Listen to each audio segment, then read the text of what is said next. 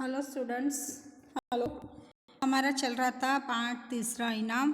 हमने कल यहाँ तक देखा था कि वाक्य में प्रयोग कैसे किए जाते हैं। वो मैंने आपको मुहावरा लिखकर वाक्य में प्रयोग करना बतलाया था। पहला था आंखें दिखाना, हमने बनाया था क्रोध से देखना। जब अचला ने अदिति को उसके छल के बारे में बताया तो वह आंखें बताने लिखी या आंखें दिखाने लगी। दूसरा था कोलू का बैल। कोलू का बैल का था, कोलू का बैल का हमने बनाया लगातार काम में लगे रहना। क्या होता है? लगातार काम में लगे रहना। आजकल की महंगाई ने अच्छे भले आदमी को कोलू का बैल बना दिया है। आजकल के महंगाई ने अच्छे भले आदमी को कोलू का बैल बना दिया है। समझ में आ रहा? इस प्रकार से हमने वाक्य प्रयोग करना देखे। तीसरा दिया था जी जान से लगना, पूरी शक्ति से परिश्रम करना। पूरी शक्ति से परिश्रम करना। परीक्षा पास आते ही विद्यार्थी पूरी जी जान से पढ़ाई में लग जाते हैं। इस प्रकार से हमने 3 वाक्य देखे थे। आज आपको अगला प्रश्न है, अधोरेखांकित वाक्यांश के लिए उचित मुहावरों का चयन करके वाक्य फिर से लिखिए। आपे से बाहर होना, खून की नदी बहाना, गोद सुनी होना, कान में डालना। देखो कैसे कैसे वाक्य दिए। युद्ध में न जाने कितनी माताओं के बच्चे मर जाते हैं। तो क्या आएगा वहाँ पे? युद्ध में न जाने कितनी माताओं की गोद सुनी हो जाती है ना? ऐसा आएगा पे। बच्चे मर जाते हैं तो क्या लेंगे हम? गोद सुनी हो जाती है। दूसरा, कलिंग के वीरों ने अशोक के सामने खून कर दिया। कलिंग के वीरों ने अशोक के सामने खून कर दिया। तो क्या बनेगा यहाँ पे? कौन सा बैठेगा? खून की नदी बहाना। मतलब हम बनाएंगे कलिंग के वीरों ने अशोक के सामने खून की नदी बहा दी। अशोक के सामने खून की नदी बहा दी। तीसरा है, हमें संयम से काम लेना चाहिए, बात बात पर नाराज होना दुर्बलता की निशानी है। हमें संयम से काम लेना चाहिए, बात बात पर नाराज होना दुर्बलता की निशानी है। मतलब क्या है यहाँ पे? आपे से बाहर होना।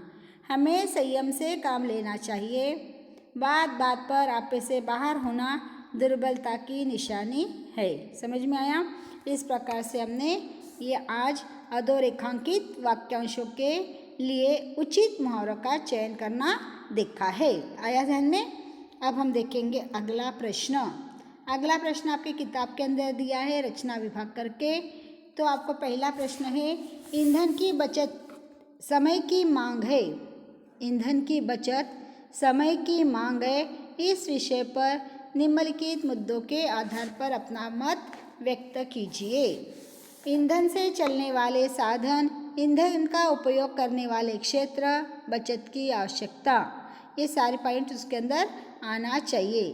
तो तात्पर्य देखेंगे हम। ईंधन से ऐसा तात्पर्य होता है कि जिसका उपयोग ऊर्जा के स्रोत के लिए होता है। जैसा पेट्रोलियम द्रव्य हो गया, कोयला, ईंधन, ये मुख्य स्रोत हो गए। पेट्रोलियम ईंधन अनेक प्रकार के होते हैं, जैसे पेट्रोल, डीजल, केरोसिन, प्राकृतिक गैस, एलपीजी गैस आदि। ठीक है। इन ईंधन का उपयोग वाहनों, मशीनों, कारखानों आदि में किया जाता है। पेट्रोलियम ईंधन का उपयोग मुख्य रूप से परिवहन के साधनों में और कोयले का उपयोग बिजली बनाने के संयंत्रों के लिए होता है।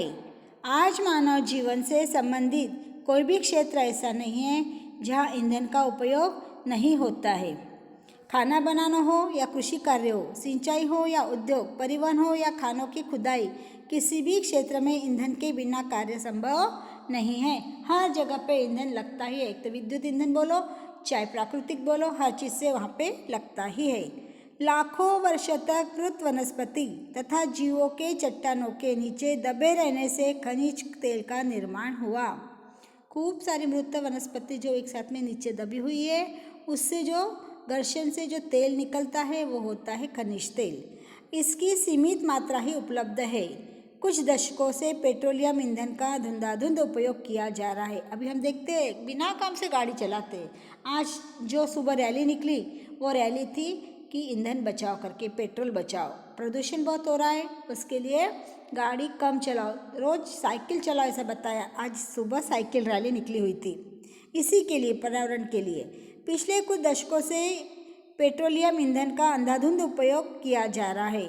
समय की मांग है कि हमें ईंधन का संरक्षण करना चाहिए, तभी आने वाली पीढ़ी को ईंधन उपलब्ध हो सकेगा। नहीं तो क्या होगा, आने वाली पीढ़ी को पैदल चलना पड़ेगा, साइकिल का उपयोग करना पड़ेगा। हम जब कुछ उसके लिए उपाय नहीं करके रखेंगे, आगे वाली पीढ़ी के लिए कुछ हम जमा करके नहीं रखेंगे, तो उन पीढ़ी के लिए हमको पेट्रोल डीजल जमा करके रखना ही पड़ेगा, नहीं तो उनको दिक्कत जाएगी। इस प्रकार से ईंधन की बचत समय की मांग है। इस विषय पर मैंने आपको पॉइंट्स दिखाए हैं, समझा के दिया है, आपको उसको लिख कर लाना है। ठीक है। अब अगला प्रश्न है, अगर तुम्हें पर्वतारोहण का मौका मिले तो स्थान का चयन, पूर्व तैयारी और सुरक्षा। हमने पर्वतारोहण का एक पाठ 6ठी कक्षा में पढ़ा था। जब जाना है हमको तो हमको क्या क्या तैयारी करना पड़ता है, कहाँ जाना चाहिए, कहाँ कहाँ पे जाने के लिए योग्य जगह है, ये सारी बातें हमको पहले ही तय करना है। पर्वतारोहण शब्द का आशय पहाड़ों की चढ़ाई, स्कीइंग आदि से है। अब यदि मुझे कभी पर्वतारोहण का अवसर मिला तो मैं मनाली जाना चाहूँगा। कहाँ जाना चाहूँगा बोलते? मनाली में सेब के बगीचे, चरागाह है, पर्वत है, झीलें हैं, छोटी छोटी बस्तियाँ हैं, अनेक दरें पार करते हुए पर्वतारोही जब पहाड़ पर पहुँचते हैं तो मनाली का सुंदर नज़ारा देखकर थकान छू मंतर हो जाती है। देखो, थकान जो हमारी होती है तो हमारी थकान ऐसा देखकर बहुत सुंदर वहाँ का दृश्य है और देखने से हमारी थकान निकल जाती है। पर्वतारोहण के लिए औजार, रस्सी, जल और भोजन सामग्री, तंबू, पर्वतों के मानचित्र आदि की आवश्यकता पड़ती है। साथ ही विशेष प्रकार के हिम जूते जिनसे चढ़ी, खड़ाई और उतराई में सुविधा रहती है। मुझे इन सब वस्तुओं की व्यवस्था करनी होगी। जंगली जीव जंतु के सुरक्षा के लिए अस्त्र, टॉर्च, चिकित्सा समस्याओं का सामना करने के लिए दवाएं आदि ले जाना होगा। ये सारी चीज़ें मुझे जमा करना है जब मैं पर्वतारोहण जाऊंगा। यदि हिंसक प्राणी मेरे सामने आ जाए तो मेरे पास में कुछ अस्त्र वस्त्र भी चाहिए, अंधेरे में जाना है तो टॉर्च भी चाहिए। इस प्रकार का सामान मुझे लेकर जाना है।